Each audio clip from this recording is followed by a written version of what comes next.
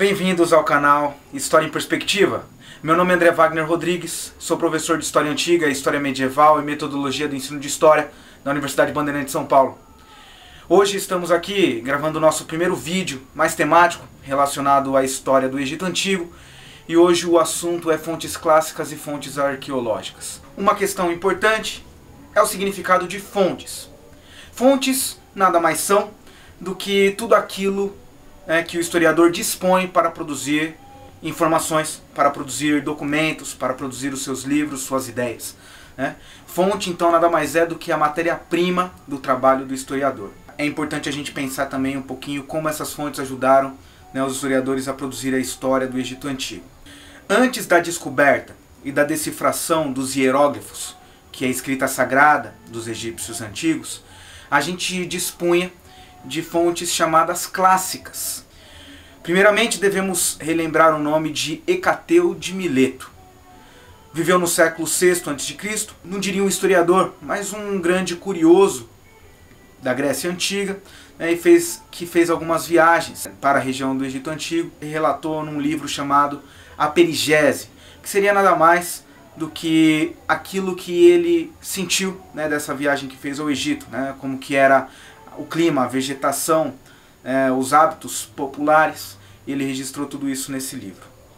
Em segundo plano, eu acho que uma referência muito maior do que Hecateu de Mileto está a figura de Heródoto de Halicarnasso. Heródoto de Halicarnasso é considerado pelos historiadores como o pai da história antiga. Isso porque teve métodos para produzir que pensava ser importante. Ele teria participado de uma guerra importante entre gregos e persas, as famosas guerras médicas, entre 499 e 459 a.C. Nessas guerras, Heródoto esteve pessoalmente ali fazendo algumas entrevistas tanto com guerreiros gregos como guerreiros persas e ali compondo o que ele interpretava dessa guerra. Bom, Heródoto escreveu dois livros importantes, o livro 2 e o livro 3, assim chamado, assim destacado. Nesses livros ele conta também o que ele entende sobre a história do Egito. Teve como fonte a Perigese de Hecateu de Mileto, e a partir daí desses estudos começou a produzir aspectos sociais, econômicos, políticos e até religiosos sobre essa civilização da antiguidade. Heródoto, ele sim, representa uma importante fonte e uma importante contribuição sobre a história dessa civilização da antiguidade. Além de Heródoto e Hecateu, a gente deve relembrar e exaltar, eu diria, a figura de Maneton. Maneton foi um sacerdote do século III a.C., teria vivido ao lado do faraó Ptolomeu II, e por ser sacerdote, ele estava com muito acesso a documentos reais, que relembravam a vida e o governo de vários faraós, de várias dinastias da antiguidade egípcia. O nome de Maneton ele é muito reconhecido, pena que a gente não tem o original da sua grande obra, chamada A Egiptiaca. Nessa obra, ele teria falado do governo dos faraós desde a primeira dinastia até a 30ª dinastia, contabilizando mais de 1000 faraós, o governo de cada um, a história de cada um. Imagina, do ponto de vista histórico, a validade e a contribuição desses documentos para a história da humanidade. Da obra de Maneton a gente não tem muito, mas nós temos alguns historiadores que tiveram contato com essa obra e produziram os seus próprios materiais. Dentre eles, o historiador Flávio Josefo produziu um livro chamado A História do Povo Hebreu, muito consultado, muito prestigiado entre os historiadores da antiguidade, assim como Deodoro de Sicília e também Júlio o Africano. Esses historiadores eles são reconhecidos como os principais historiadores clássicos da história do Egito Antigo. Até o século XIX, para termos uma ideia, não se produzia a partir de outras fontes a não ser as clássicas, utilizando também, lógico, e sobretudo também a fonte bíblica. A Bíblia, como sabemos, é uma importante fonte da história do passado. Até o século XIX, as fontes por excelência para narrar a história do Egito Antigo eram as fontes clássicas. Porém, no ano de 1871, Napoleão Bonaparte realizou uma expedição militar até o continente africano, e essa expedição teve a colaboração de alguns artistas, alguns intelectuais, que puderam relatar tudo aquilo que era encontrado dessa civilização antiga. O Egito, ele entrou numa nova fase. Um novo olhar se lançou sobre o Egito antigo. Os artefatos arqueológicos que eram descobertos nessas expedições militares revelaram ao mundo ocidental várias curiosidades e novas interpretações sobre a história do Egito. E é sobre isso que vamos falar agora.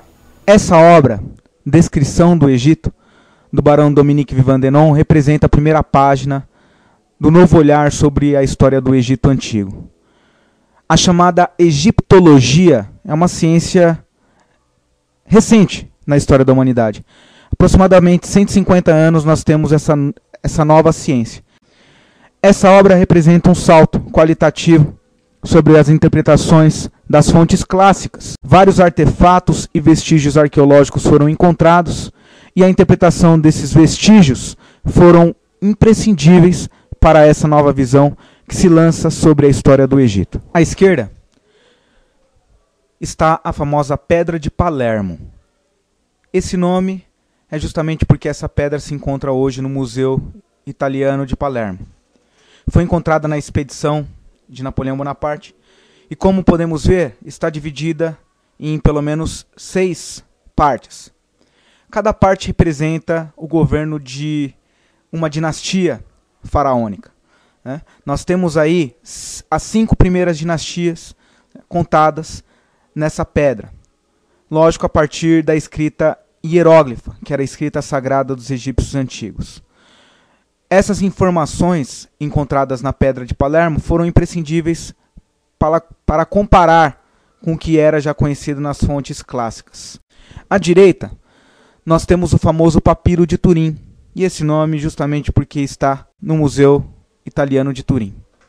Esse documento ele também é importante no estudo do Egito Antigo, porque traz informações sobre a cronologia, isto é, o tempo de governo de cada faraó.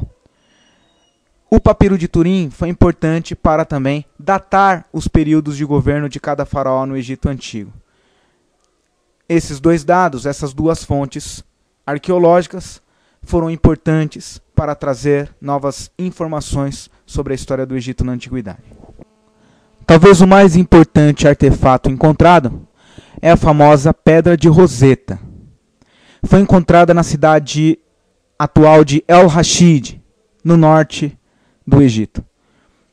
À direita, nós estamos vendo o artefato que foi encontrado. Dividido em 3 partes, traz inscrições em 3 línguas diferentes. Acima, em hieróglifo, abaixo, em demótico, que é a escrita popular do Egito, e abaixo, na língua grega.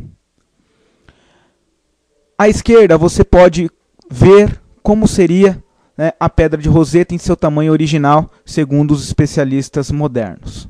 Essa pedra ela teria cerca de 762 quilos, com dimensões aproximadas de 114 centímetros de altura, 72 de largura e 28 de espessura.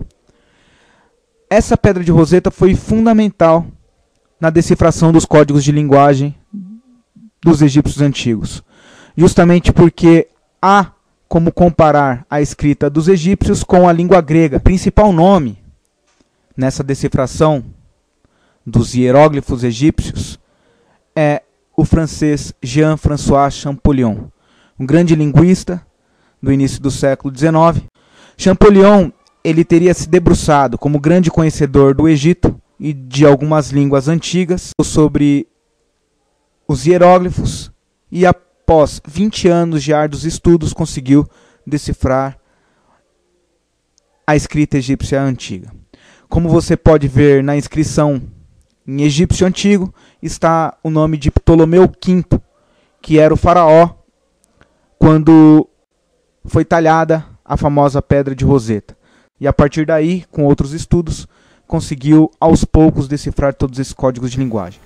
Essa foi a nossa primeira aula sobre o estudo do Egito Antigo.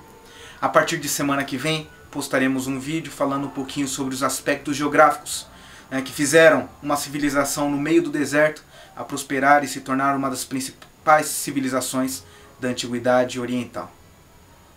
Muito obrigado.